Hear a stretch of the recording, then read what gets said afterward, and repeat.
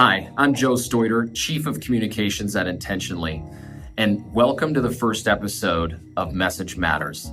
This video series is solely focused on the art of intentional communication and how intentional communication can not only create more authentic connections and help us interpersonally each and every day, but it can also be a huge driver for business growth.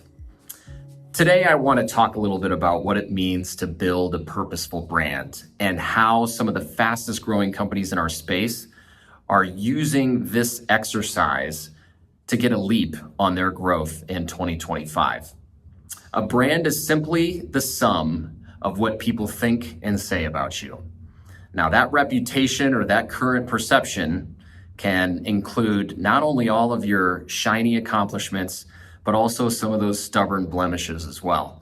And so you have to take all of that into account when looking at how to plan your growth strategy for 2025.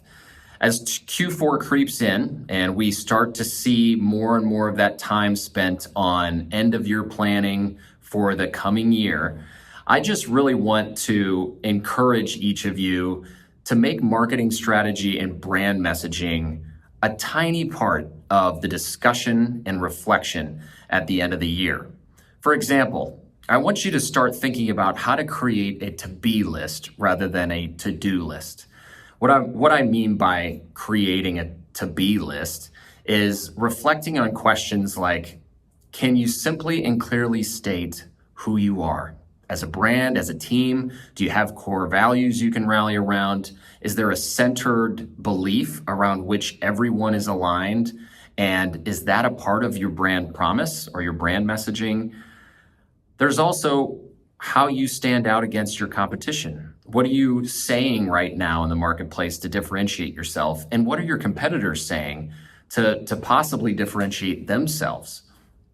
How does that hit with either the advisors you're talking to or the clients you're working with on a daily basis? I've been involved in 2 leadership retreats here this past week. Actually, one of them happened right here in Omaha, Nebraska.